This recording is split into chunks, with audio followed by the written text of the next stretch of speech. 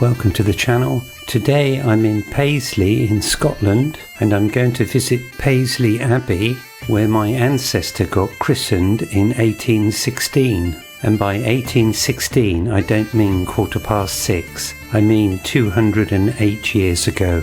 If you think my maths is terrible, I'm actually editing this a year after I visited there.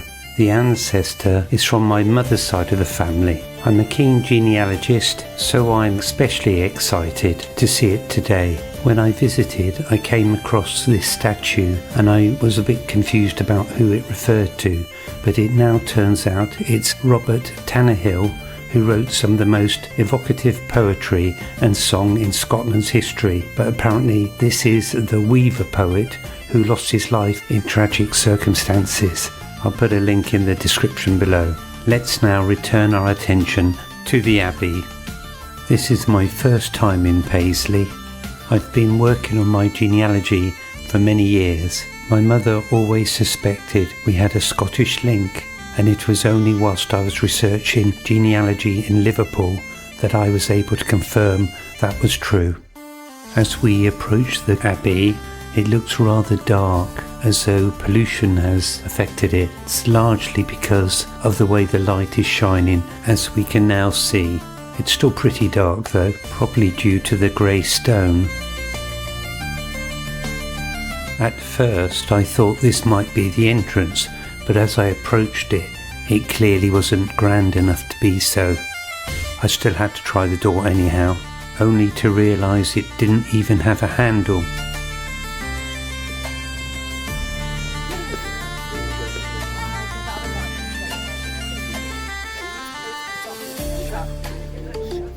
Paisley Abbey open. Well, this doesn't seem very grand either. Turns out it's a narrow corridor which leads to the cloisters.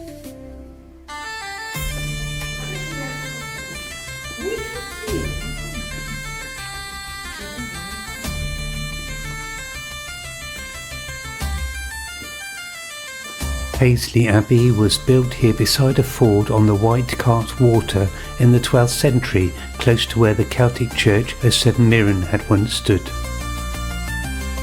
The founder of the Abbey, Walter, High Steward of Scotland and Baron of Renfrew, was the ancestor of the royal house of Stuart.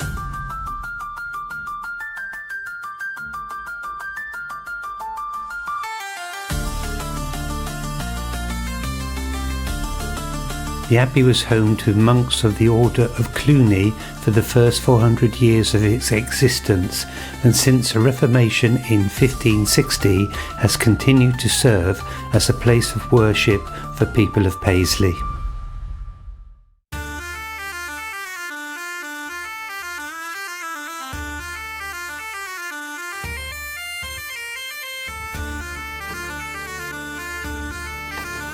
When I got into this part of the Abbey, there was a man guarding the door, and I then realised that there was something going on within. Nothing to do but to retreat and to consider what to do, noting the lovely door as I leave. Right, well I just found out that there's a concert on at the moment, so I thought I'd take the opportunity to go around the grounds.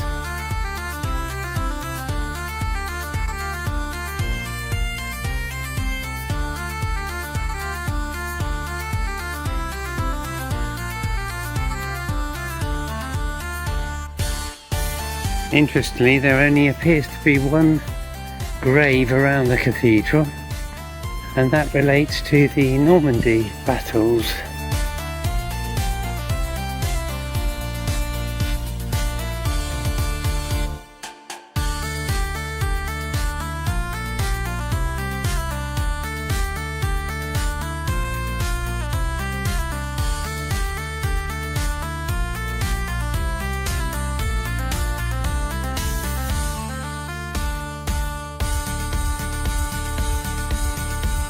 Going around, I realised there are other graves, but they seem to be set back into the ground rather than upright.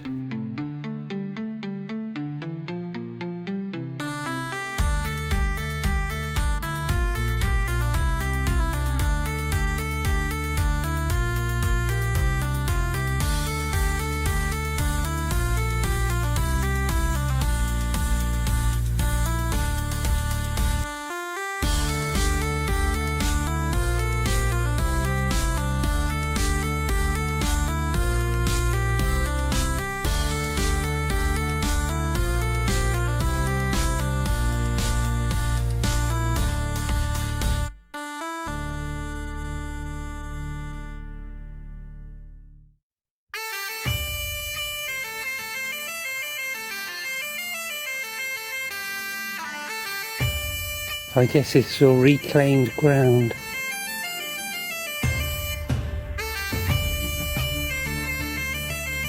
Apparently, William Wallace, who was played by Mel Gibson in the film Braveheart, was said to have been educated by monks here, but the abbey was destroyed by the English in 1307 during the Scottish War of Independence.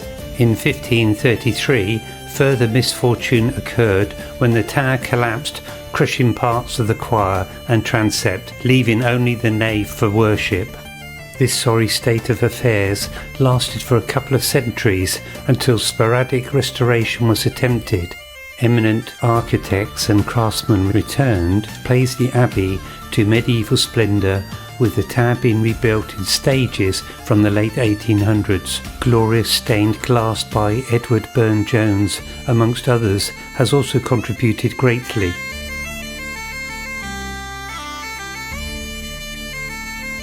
The stonework appears to need a good clean.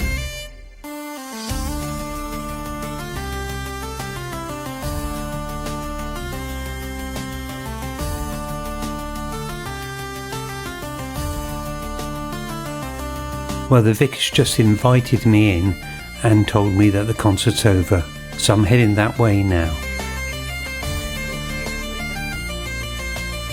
What a beautiful tree.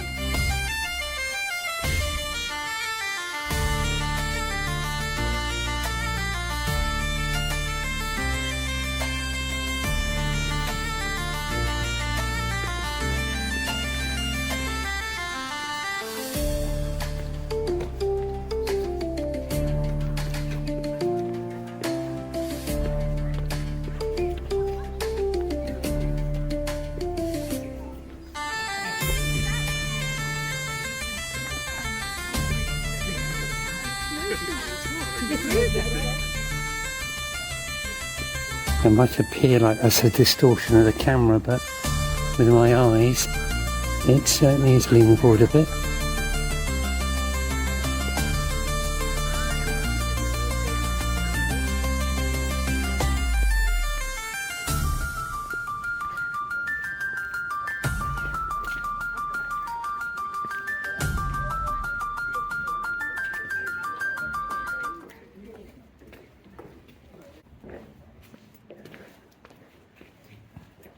And lovely light reflections on the ground.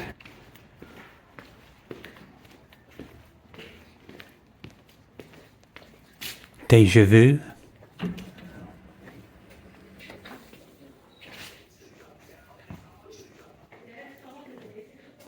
Okay.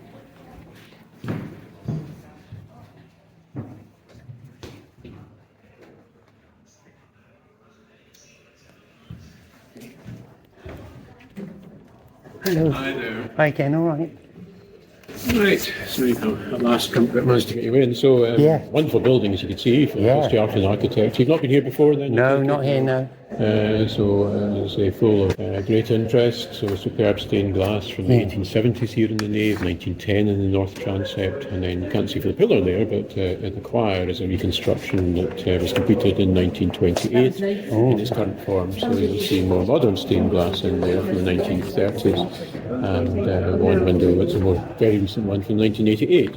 Superb stone carving and wood carving within the choir. Yeah, lovely. So you come in this door here, which is number one in this wee self-guided tour, and you can follow your way around clockwise and just see some bits and pieces as you go with some of the highlights that are there mentioned Lovely. on that list. Thank you. So on the round, but if there's anything you'd like to ask or know about, just give me a shout. Okay.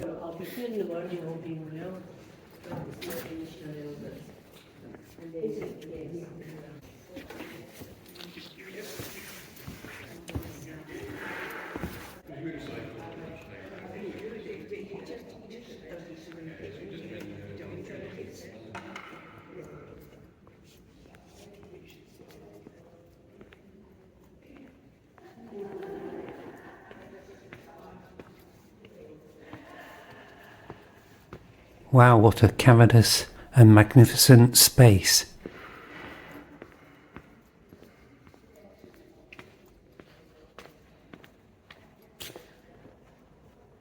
Oh, look at these angels on the bottom of this lectern. It's beautiful.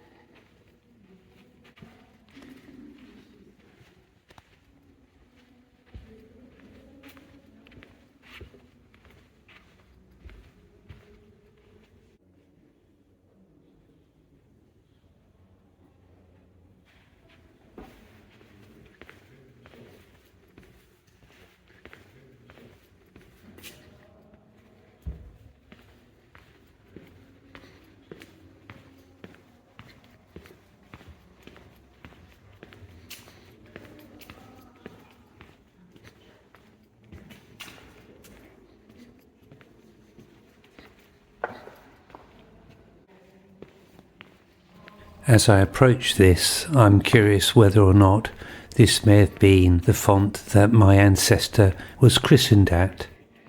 However, my research shows that a certain Mrs. Craig dedicated the font in memory of her husband in 1902, which means it is too late to be my ancestor's christening font.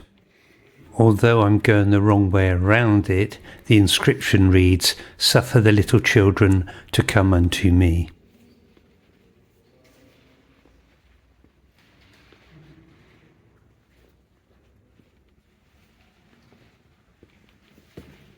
Interestingly, there is a smaller font located through here, though I'm struggling to find any details online about its age. It looks more like a Victorian addition.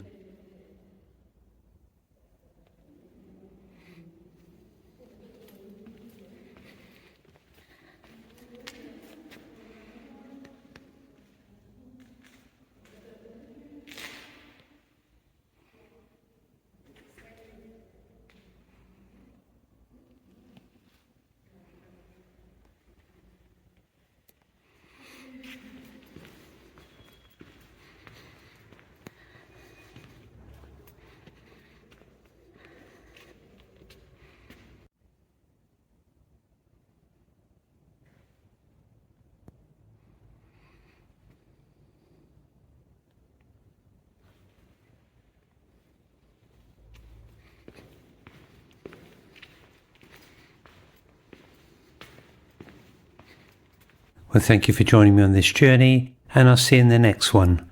Bye for now.